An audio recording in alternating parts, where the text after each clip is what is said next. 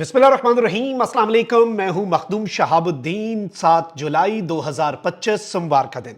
नाज़रीन कराम, इस वक्त भारत की आलमी सतह पर रुसवाई का सिलसिला जारी है, तो वहीं दूसरी जानिब पाकिस्तान ने भारत को इस तरह से घेर लिया है कि भारत अब ना घर का रहा है और ना ही घाट का। इस वक्त आलमी सतह पर सिफारती तन्हाई, इसके साथ ही साथ पाकिस्तान के लिए जो अच्छी खबरें हैं वो भी भारत पर बिजलियां बनकर गिर रही हैं और नरेंद्र मोदी पर प्रेशर बढ़ता जा रहा है।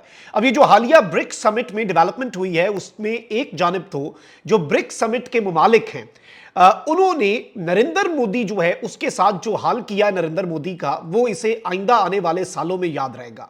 भूल जाएं एससीओ का समिट, भूल जाएं क्वाड वाली नरेंद्र मोदी की बेइज्जती, लेकिन अब जो इनके साथ हुआ है, भारतीय अवाम और भारतीय मीडिया ने इस वक्त आसमान सर पे उठा लिया है और नरेंद्र मोदी के इस्तीफे की बाज़गश्त जो है वो इस वक्त होना शुरू हो चुकी है। इसके साथ ही साथ डोनाल्ड ट्रंप जो है उसने पाकिस्तान के हवाले से एक बहुत बड़ा फैसला किया है। यह खबर बजाते खुद मोदी और भारत के लिए एक बुरी खबर है, लेकिन इसके साथ ही साथ नरेंद्र मोदी और भारत के लिए ट्रंप की तरफ से भी बुरी खबरें हैं। अब आगाज करते हैं जल्दी जल्दी। आपको याद होगा कि एससीओ का समिट जो कि बीजिंग में हुआ, उसमें पहलगाम इंसिडेंट के हवाले से भारत यह चाहता था कि एलामिये में पाकिस्तान के हवाले से भी कोई जिक्र किया जाए, लेकिन फिर पाकिस्तान का जिक्र उसमें नहीं हुआ और राजनाथ सिंह जो कि डिफेंस मिनिस्टर है, उसने साइन करने से इनकार कर दिया कि भाई मैं इस एलामिये पे दस्तखत नहीं करता। अब जो एससीओ समिट है उसमें यूजुअली ये होता था कि चाइना और रशिया जो हैं, उनमें से चाइना पाकिस्तान की साइड लेता था और रशिया जो है वो बैलेंसिंग एक्ट के तहत इंडिया की साइड लेता था। लेकिन इस मर्तबा यह हुआ कि चाइना और रशिया जो है वो पाकिस्तान की साइड पर नजर आए और भारत को मुंह की खाना पड़ी। अच्छा, अब इसके साथ साथ क्वाड मेंबर है भारत। क्वाड क्यों है जी? क्वाड ममालिक जो हैं वो भी पहलगाम इंसिडेंट की मजम्मत तो पूरी दुनिया करती है जी, पाकिस्तान ने भी मजम्मत की, लेकिन भारत ये चाहता है कि पाकिस्तान का जिक्र किया जाए, क्रॉस बॉर्डर टेररिज्म का जिक्र किया जाए, क्योंकि this is India's foreign policy right now. India Pakistan को ब्लेम करता आया है कि जी पाकिस्तान दहशतगर्दी करवाता है, ये सारे मामला। अब हुआ ये नाज़रीन इकराम कि क्वाड के मुमालिक जो हैं, जिनके साथ तो भारत का बहुत ज्यादा इंटरेस्ट है, और ये जो क्वाड कंट्रीज हैं ये तो बनाई इसलिए गई है अलायंस ताकि चाइना को कंटेन किया जा सके ना। एक तरफ चाइना और रशिया जो है उसकी तरफ से मुंह की खानी पड़ी, फिर इसके साथ साथ क्वाड जो है जिसमें अमेरिका है, ऑस्ट्रेलिया है, भारत है और जापान है, ये 4 अहम तरीन मुल्क हैं। अब ये भी चाइना की पावर को कंटेन करने के लिए हैं। इनका तो बनता था ना कि इंडिया का साथ देते। इन्होंने भी इंडिया के चेहरे पर जन्नाटेदार थप्पड़ रसीद किया और इन्होंने कहा कि हम पाकिस्तान के हवाले से स्टेटमेंट जो है वो नहीं देते। अब इंडिया जो है it has once again failed, और इंडिया फेल हुआ है कि जो ब्रिक्स समिट है जिसमें नरेंद्र मोदी अब खुद गया, यानी पहले राजनाथ नाकाम हुआ, इनका जो जयशंकर है वो नाकाम हुआ, ये सारे के सारे जो हैं ये नाकाम होते रहे। अब नरेंद्र मोदी ने फैसला किया कि मैं ब्रिक्स के समिट के अंदर खुद जाऊंगा और मैं अपनी फॉरेन पॉलिसी जो है उसे बेहतर बनाऊंगा, और पाकिस्तान के खिलाफ कोई ना कोई नरेंद्र मोदी जो है उसकी ये कोशिश थी कि वो स्टेटमेंट ले लेता। अब यहां पर क्या हुआ नाज़रीन इकराम, और ये याद रखिएगा कि ब्रिक्स के अंदर कौन कौन से मुल्क हैं? Brazil, Russia, India, China, south Africa, Egypt, Ethiopia, Indonesia, Iran और यूएई। ये सारे के सारे मुमालिक जो हैं ये ब्रिक्स के अहम तरीन रुकन हैं। और ब्रिक्स कंट्रीज जो हैं ये एक अलायंस है रीजनल। इसमें बाय द वे मैं आपको ये भी बता दूं कि पाकिस्तान की शमूलियत जो है उसके लिए बहुत तेजी से काम हो रहा है कि पाकिस्तान भी ब्रिक्स के अंदर शामिल हो जाए। वैसे तो भारत ने अब ये भी कह दिया है कि सार्क जो एक और तंजीम थी ना साउथ एशिया के लिए, वो इस वक्त डिफंक्ट हो चुकी है, डिसफंक्शनल हो चुकी है, और अब भारत को माइनस करके एक नया साउथ एशिया जो है वो भी पाकिस्तान और चाइना बनाने जा रहे हैं। लेकिन अब ब्रिक्स समिट के अंदर क्या हुआ नाज़रीन इकराम? ब्रिक्स समिट के अंदर भारत जो है उसने पहलगाम इंसिडेंट की मजम्मत तो हुई, लेकिन इसमें किसी भी तरह से इंडिया का जिक्र भी नहीं हुआ और पाकिस्तान का भी। मतलब पाकिस्तान का तो जिक्र दूर की बात, उन्होंने मकबूजा कश्मीर के अंदर जम्मू एंड कश्मीर में इंडिया नहीं लिखा, उन्होंने कहा कि पहलगाम इंसिडेंट हुआ जम्मू और कश्मीर में और वो एक दहशतगर्दी का वाकया है जिसमें 26 लोग मारे गए, हम उसकी मजम्मत करते हैं। उन्होंने ये तक नहीं लिखा इसके अंदर कि ये भारत के अंदर हुआ। भारत तो कहता है ना कि हमारी यूनियन टेरिटरी है मकबूजा जम्मू कश्मीर, आर्टिकल 370 को रिवोक करने के बाद।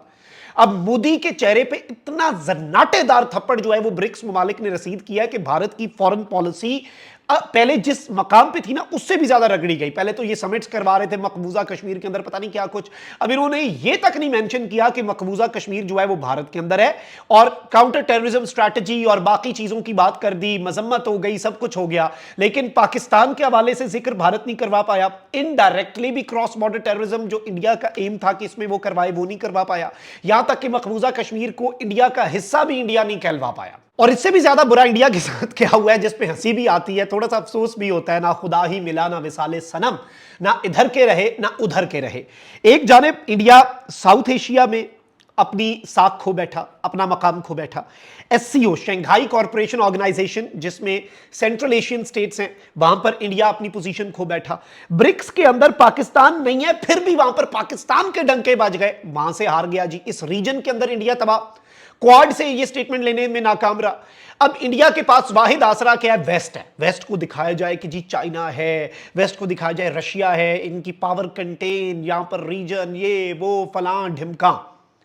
अब इस चीज को आप समझें, ट्रंप जो है उसने इंडिया के ऊपर अपनी तोपों का रुख किया हुआ है बड़े अरसे से, आपको याद होगा। अब ट्रंप ने क्या कहा है, जैसे ये ब्रिक्स समिट हुआ और नरेंद्र मोदी इस समिट के अंदर गया, डोनाल्ड ट्रंप ने कहा है कि मैं 10% टैरिफ जो है वो लगाने जा रहा हूं।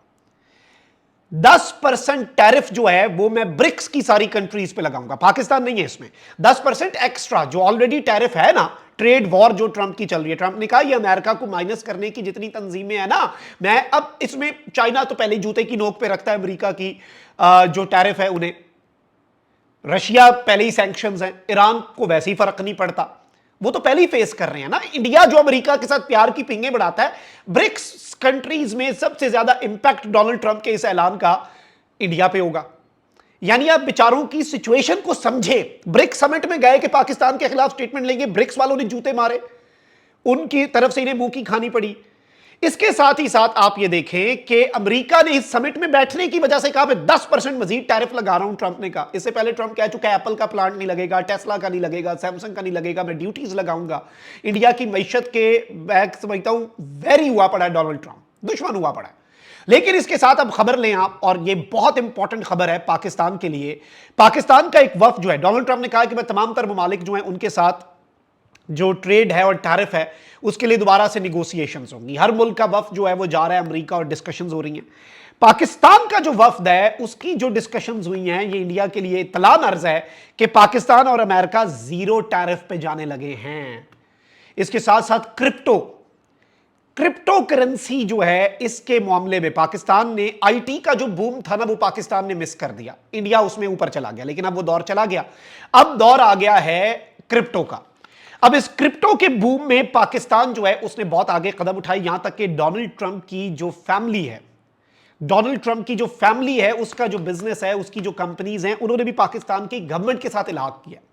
इसलिए भारत वाले कहते हैं कि ट्रंप की इन्वेस्टिगेशन करो, इसके जाती मफादात हैं पाकिस्तान में। वो तो यहां तक आ गए कि पता नहीं है हमारे इतना दुश्मन क्यों हुआ पड़ा है।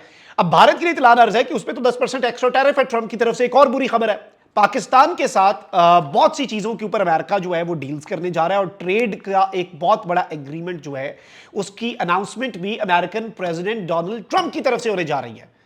ये बातें भी हो रही है कि जयशंकर अमेरिका में रुल रहा है, कोई मिल नहीं रहा, पाकिस्तान के चीफ से भी आपने मिल लिया। ये अभी भारत का दर्द, ये भारत का गम, ये भारत का दुख जो है ये अभी तक गया नहीं, ये जख्म अभी तक भारत के भरे नहीं कि अब ये इन्हें एक नया मसला जो है वो दरपेश है। और ये बेचारे इस वक्त वही बात है कि ना घर के रहे हैं ना घाट के। और इसके साथ अब ये पाकिस्तान के खिलाफ साजिशें, पाकिस्तान के खिलाफ अपने सारे काम, इधर उधर छोटी हरकतें, नीच हरकतें, मैं छोटी और नीच हरकतें कहता हूं ये होती हैं, ये सारी की सारी चीजें जो हैं ये इंतहाई तशवीशनाक हैं। और लेट्स सी कि मामला किस तरफ को जाता है, लेकिन अभी तक की ये डेवलपमेंट्स थी जो आपके सामने रखना बहुत जरूरी थी। कॉमेंट सेक्शन में राय का इजहार जरूर करें। अल्लाह निगहबान, पाकिस्तान जिंदाबाद।